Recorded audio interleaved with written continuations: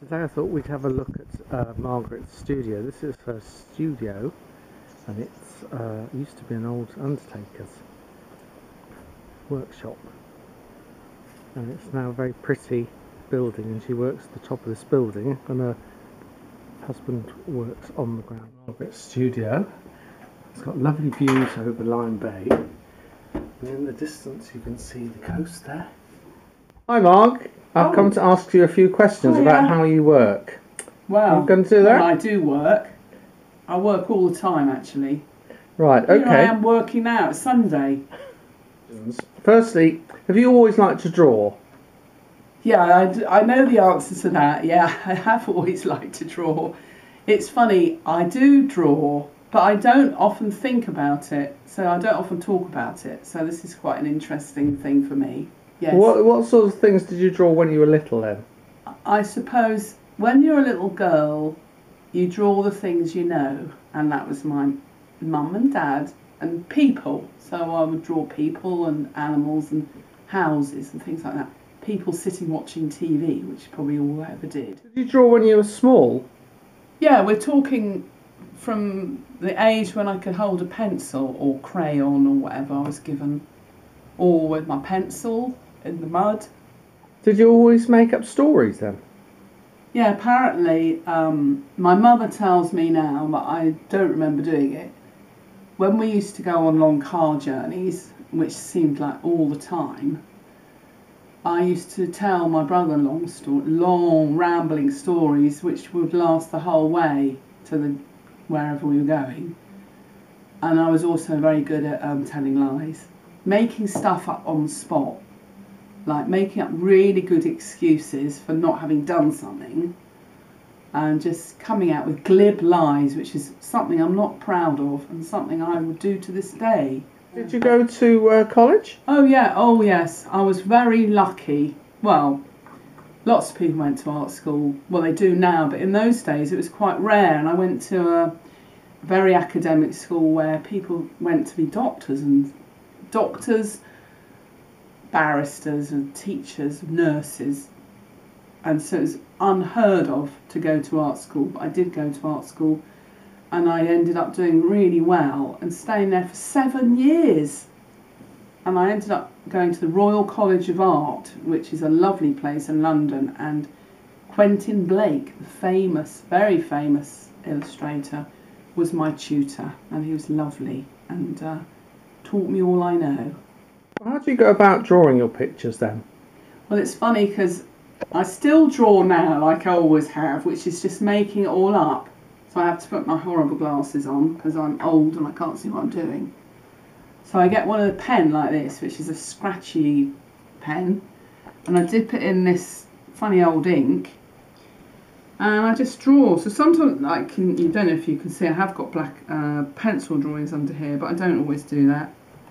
So at the moment I'm doing a cat book, so I start with the ears, and sometimes great big eyes, and this is a cute little cat. Sometimes they come out nasty. This is quite a cute cat. So this is more like a kitten. So it's really, really scratchy ink, and they're best when I make them up, really. So it's a kitten, so it's got big feet. And it's furry, and it's got a furry swishy tail, and there it is. And this one's got a great big mouth, so it might be one of these ones that's making a lot of noise, because I've written a thing, it's a rhyming thing all about cats, and I've done one which is all about the cat who comes top in the cat's chorus because it's got such a loud mouth. What book have you enjoyed illustrating the most then, Margaret? Well, my favourite, which is really exciting, is the one I wrote, which is unusual. It's called Please Don't Torment Tootsie, and it came out of me just loving drawing animals, and I'll show you what I did. I drew certain ones. Well, this is the sort of thing, I love doing this. Patterns, I forgot to say it, as well as drawing animals, I love drawing patterns and colouring them in, but this one's quite nice because you could colour it in. anyone could colour it in. It's good fun. I like the colouring in. So I did various things like that one. And so I drawn the picture of the little girl teasing her little dog, which is so cruel. So I thought of all the things, and then I wrote the words. I wrote the words after the pictures, which isn't the way it's normally done, but because I'm an illustrator, I think of the pictures before the words. So that they're very bold, and it was good fun just working in very simple colours. So I can see a computer in the background. Do you use that all the time? Yeah, I found it's really good. I scan in this sort of drawing like you just saw me do. I scan it in, so I've got it in there, and I've got this tablet and a stylus, so I can colour in like I would.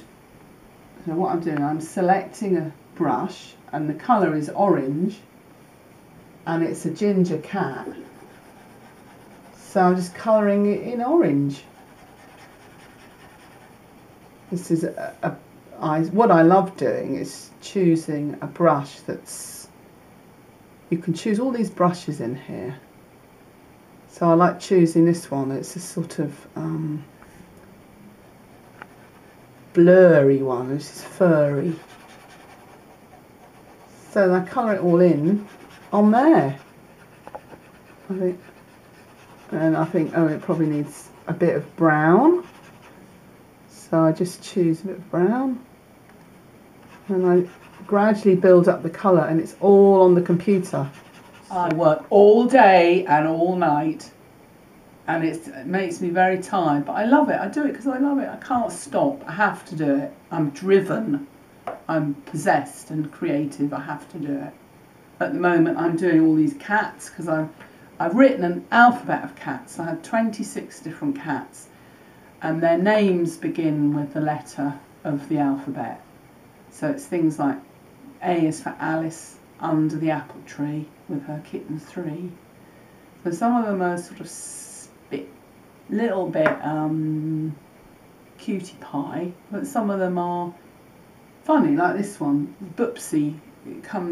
He's Boopsy, B for Boopsy Bop, and he comes in the cat flip flap. It's Boopsy, blah, blah, blah, like that. If you have had another job, what sort of job would it have been then? I would have liked to have designed clothes and made clothes and had a career in fashion and clothes, because I love clothes and I also love patterns. So I love spotty patterns and create that. I mean, through the illustration it gives me a chance to create patterns, which I do on my end papers, and people in the stories quite often wear gorgeously patterned clothes. I love all that. So I'm very interested in sewing and textiles and knitting, but also wallpaper, anything that's got a pattern on I love, and embroidery, and even painting on furniture.